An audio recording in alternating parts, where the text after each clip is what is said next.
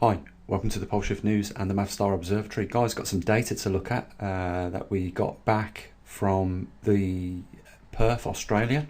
I nearly said the Gold Coast. We have got some data coming in from the Gold Coast over the next couple of days, albeit it's only short amounts of data. We're running into a couple of issues, but we're ironing them out. It's exactly what I expected at the beginning of this. There'd be a few teething problems, but once we get all these magnetometers locked down in their places, the data will start flowing in just like it does with the magnetosphere data and the trimag data that we collect and put up on the website. So we'll have a look at that data a bit later on. I've managed to speak to Brad in Kentucky and JD. Brad is in the process of sending some data over to us. I'll be checking that a bit later on. If it comes in tonight, I will have it back on the website for you guys tomorrow. I've spoken also to JD, and he's going to be sending me some data within the next few minutes or so, probably after I've done this video and checked the emails. The data will be in there. So we're doing at the moment, guys, great. Our first of the four magnetometers in Perth, Australia, the Gold Coast and Kentucky, United States and Southern California is up and running. Spoke to Tony on Skype, just messaged each other a few times with regards to how things were getting on there. She has got the magnetometer now and she's setting it up for the first 48 hours test run, so we'll have the results in off that. Now I've already put the link on the website for Hong Kong data, and as soon as that comes in, we'll put the test results in. I know Tony said to me she was going to be setting it up permanently in a better location a little bit later on this week, and as soon as she does, we'll be start getting the data coming in regularly from that one as well. So the only one we really need to put on the map now, guys, is India, and it's proving a little bit like when we was trying to look for one in Russia. So we're just going to have to knuckle down and just wait until somebody does chirp up from India and offer us an opportunity to get that magnetometer over there.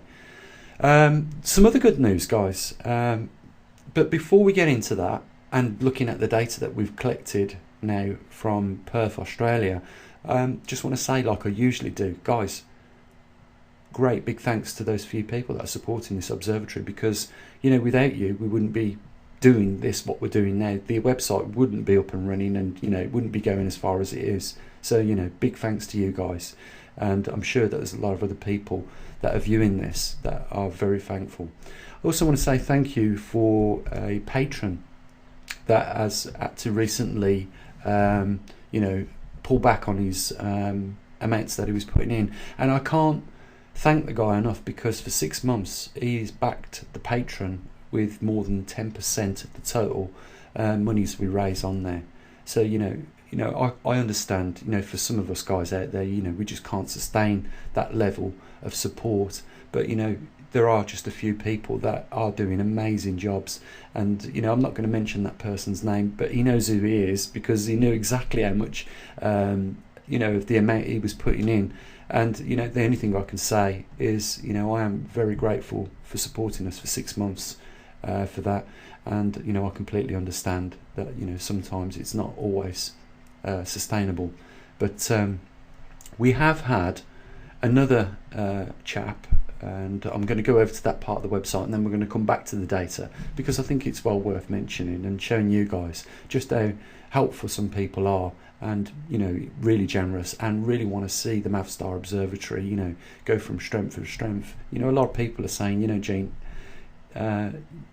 we cannot just thank you enough by and it's not just the fact that we enjoy helping you as well with a few quid here and there, either on Patreon or PayPal, but some people want to go a little bit further. Now on the website, let me get it up so you can see what we're talking about. So yeah, guys, over on the Poleshift News website, we got the wish list, and it's been up there now for I forgot about it for a while. It's been up there now for quite some time, and somebody said to me today, he said, I'm going to send you an Amazon voucher to purchase this EEV blog multimeter, and he said he was also going to support the observatory with some of this equipment for the electronics, so he's going to get us that kit as well. And he's also offered, if someone else wants to chip in with him, he's offered to get this 3D printer for us as well.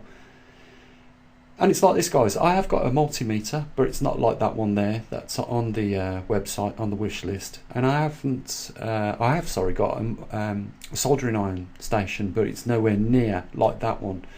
And it's like this, you know, you can struggle along with things that can do the job, or you can, you know, get a bit better equipment, and it can turn, you know, a 4-hour job into a 2-hour job. And, you know, it's time at the end of the day. And you know, I can't thank this guy. He did ask me not to mention his name, and I will, you know, I'll honour that as well.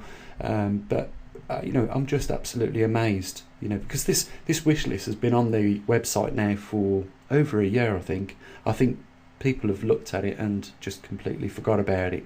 But what he said to me, he said, Gene, if you want to ask someone to go halves in with me on the 3D printer for you as well, he said, share them details with me. I'll link up with that person and we'll give you the money for the 3D printer. Now, you know, I build electronics, so the multimeter and the soldering power station are, you know, crucial pieces of equipment for what we do. You know, these things are going to be used, and having this here enables us to, you know, if we've got to remove EPROMs and things like that off the circuit boards, you can't do it really with a soldering iron like this over here. But it's also a power supply as well. So, you know, there's a lot of different things we can use this equipment for, as opposed to, you know, using some of the, you know, separate pieces of equipment. I just haven't got that hot air soldering iron equipment, and you do need that for, you know, chips that have got multiple prongs. So you just, you know, gently waft that hot air soldering iron over the old EPROM if that's what you need to remove or put onto a board, and it removes it dead easy. It saves me going round with the single soldering iron pinpoint, you know, touching it on all the terminals until I slowly prime off the board. Like I said, it can turn a 4-hour job into 2 hours, and, you know, it does the job a lot more professional. The 3D printer, well, you know, we're building as soon as we get the magnetometer out in India, you know, we're moving on to the cloud generating chamber. And if I can build a housing and other things like that, I've got multiple uses for this. And especially when we come down to building, you know, bespoke components, even though they're prototypes, these things are priceless. You know, when we're building that CO2 laser, there's a lot of components that 3D printer can make for us. And again, you know, he's just said to me, he said, Gene, I'll get the multimeter and the soldering station for you. He says, and I'll also go offs on the 3D printer. But he said, just send the details of if anyone else wants to contribute towards that, just send the details and I'll go offs with them on that as well. So absolutely amazing. You know, the only other thing, guys, is, you know, we've got a link down there if you want to support the observatory. And, you know, this guy was saying, you know, I understand what you're doing. He says, I just wish a few more people realised how unique your data is, and, you know, the times that we're in, and how important it is to support something like this. Guys, I'll just be honest, you know, it's like 7:30, nearly 8 o'clock at the moment. I've been up since 6 already, so already over 12 hours running about today, you know, and now we're dealing with people all over the world at different time zones, and, you know, the workload is increasing. It's not just a case of getting the data off people, you know, like myself, that are putting the time in and their effort, you know, at their own personal time, guys, to get this information for us all on a global scale. It's like I said, if you could just imagine NASA, what they would have to do in order to get magnetometers in different locations. Well, it would involve, first of all, buying land. Then there would have to be some agreement with governments in that country, you know, that would allow them to do that. I mean, we're pretty much under the radar, and we're getting that equipment out there, and we're collecting the data globally. So, you know, even on the little tiniest budget that we've got, you know, we are pushing it to its maximum, and, you know, we're achieving some great results. We now have magnetometers in America, Australia, Hong Kong, and soon we will have them in India. We've also got the trimag system over here in the UK, and we monitor the magnetosphere here from the UK, as well as everything else that is regularly updated onto the website. A lot of work goes into it, guys, so if you can help us, it would be immense. It really would. And it doesn't need to be thousands of pounds worth of help, just a regular bit of support either on Patreon or PayPal, and we can carry on doing what we're doing here. We're delivering a unique product to people pretty much free of charge. So we want to continue doing that, because I know how important it is right now for us to understand more about what's going on with our world and the magnetic pole reversal that the world is going through right now. It's a rare anomaly, a rare event, and we're going through it, guys. And we're doing everything we can on this channel, on the website, and at the observatory to keep doing that and keep delivering the information. So I know sometimes I go on about this, guys. I just want to say big thanks for those that are supporting us. And if you haven't yet, why not, guys? It just takes a few minutes to do it. Really, literally a couple of minutes. Click the link, get your card out your pocket. It means you've got to get out of the sofa to do that. Stand up and get your wallet out, and then put your numbers in, and it's a secure way of doing it. There's no risks, and you can help us carry on doing what we're doing. So let's have a look at the data, and then I'm going to have a look, see if we've got the emails in from South California on the rest of the data, and maybe I'll put another upload tomorrow. So let's have a look at the data that we got then today from Perth. So what we're looking at here then, guys, is just the first set of data that we had from Perth, Australia. This has come from Jeff over there in Perth, and what we can see is at the beginning of the chart there was some deep troughs, and all that means is that the magnetometer, when it was being located, moved a few times. You can see that from the bottom of the chart we got these zigzags, and I've explained what these are. These are 24-hour intervals, and you won't see that once we start getting like we do from this point here, where the line starts to straighten out perfectly. What that is an indication of is that the magnetometer has been resting in the same position for a period of time. Now Jeff in Perth has relocated his magnetometer to an even better site for us, and this is the data that we've got now on that. And as you can see, at first again there was, over this 13-day or so period, a couple of days it was moved, and then it was moved again, and then we had a nice steady straight line. And when we start getting those steady straight lines, what we're going to do is we're going to increase the resolution on the chart so that we can actually see what's going on that straight line. Now it looks like a straight line, but trust me, if we look at the magnetosphere sensor, we can see those squiggles going up and down over about 2 microteslas, and that's exactly what we're going to see there. And what we're going to be looking at over the time, and I do believe within a year, we will have seen that magnetic plume that's moving from the Antarctic region, or that magnetic pole moving from Antarctic region, and you can see the hot intensity that's coming off it, the magnetic intensity that is creeping up over Australia right now. It's covered the complete part of southern Australia right now, and we are mid and east and west. So when that plume starts to come up, that high intense region on where our magnetometers are, and I say it will be within the year with the way things are going, we're going to see at exactly what rate it's moving, and we can also get an idea as to the rate v's time over distance, and that's going to give us some forecasting information as to how long we could be looking at. We're also doing that over in the United States with the shrinkage of the Canadian pole right now, or that high intense region over Canada.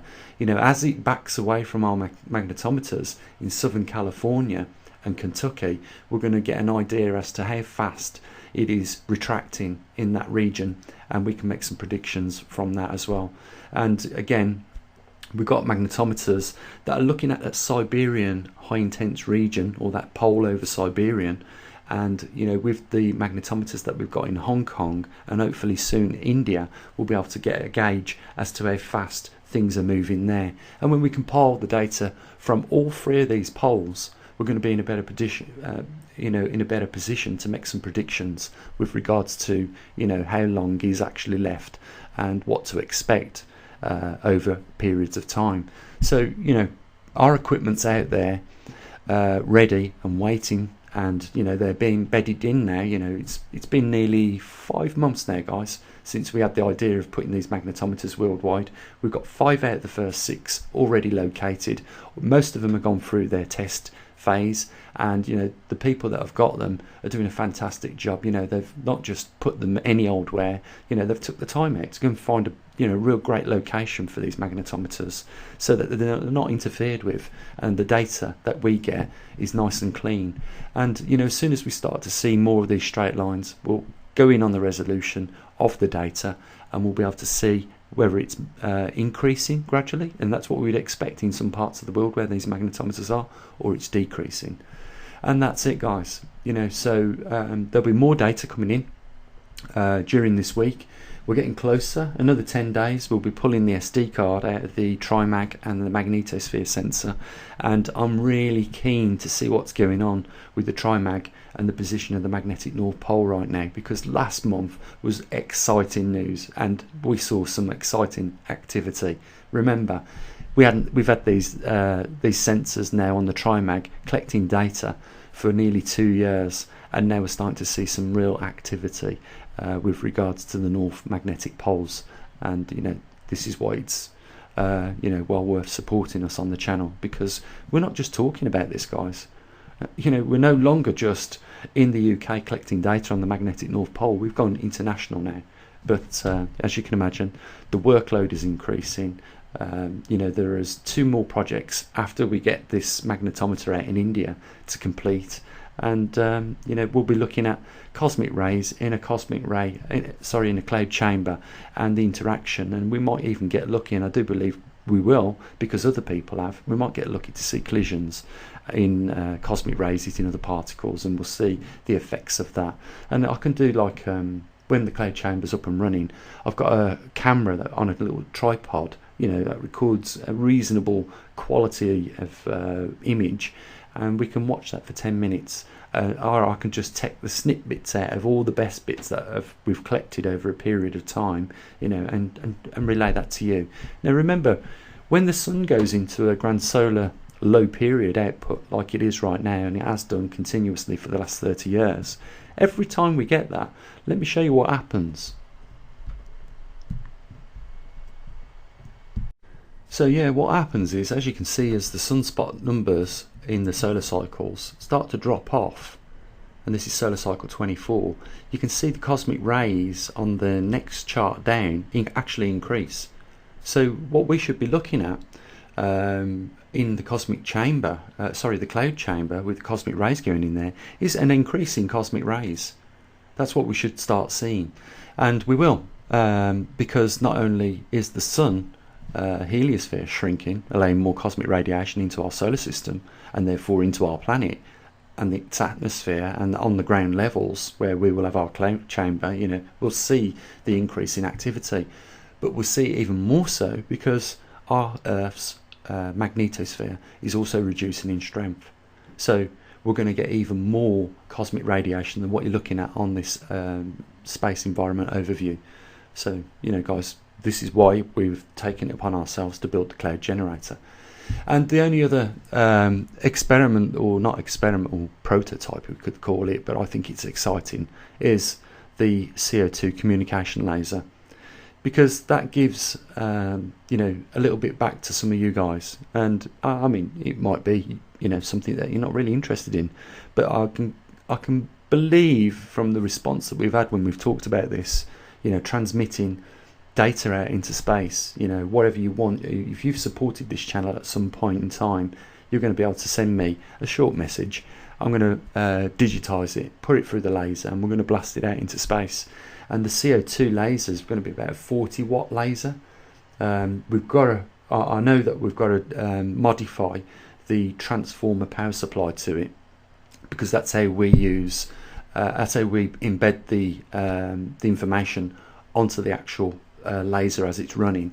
And we're going to send that out now. Just why would you do that? You might think, well, Why did NASA then in the 80s send out those two spacecraft, Voyager 1 and Voyager 2, with the information about our Earth, its solar system, and us ourselves, human beings, and a lot of other things? Why did they do it?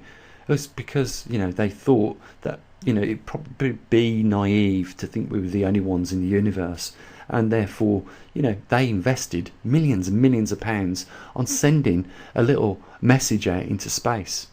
Well, Voyager 1 and Voyager 2 have just made it out of our solar system, and they're still going. But our CO2 laser can overtake them within a matter of weeks. And that means that your message will go faster and further than the message put on Voyager 1 and Voyager 2. And, where else can you get that privilege? You can't, guys. So, it's a great little project that we've got. I always deliver. I know the cloud chamber's taking a little bit of time, but I think collecting the data on the magnetic poles has been more important right now. So focus on getting those magnetometers around the world now than building the cloud chamber. But now we've got one magnetometer to get out, and then we can focus on the cloud chamber. And then once the cloud chamber's built and up and running, you can see cosmic particles in that. We're going to move on to the CO2 laser, because it's been on the cards now equally for about 4 or 5 months, and I've demonstrated its working ability before on a small scale with a 0.5 megawatt laser or 0.5 watt laser. It weren't even powerful enough to pop a balloon, but we've demonstrated that we can transmit audio and video through a laser beam, and we can then decode it back using a solar panel, believe it or not. Just by after the laser's carrying the message, it's the solar panel, and we put it through an amplifier, and we get it back out as an audible or a video that we can watch back. So it's a great project. So guys, I'm not going to go on. I'm going to say that there's a link down there, and hopefully in this video I've given you more than one reason to want to support us at the MabStar Observatory. There isn't another website like ours, and there certainly isn't another YouTube channel like ours, because like I say, we don't just talk, we're proactive, we build and we get it out there, we collect data and we analyse it, process it and give it you guys as we get it. Nothing is withheld from you guys, and that's got to be a good enough reason for you now to stand up right now and make a donation, either on PayPal or on the Patreon. It's up to you guys. Anyhow, I will say what I usually do. It's Friday. Have a great weekend, and I'll be back in the week, if not over the weekend. Take it easy. As always, bye for now.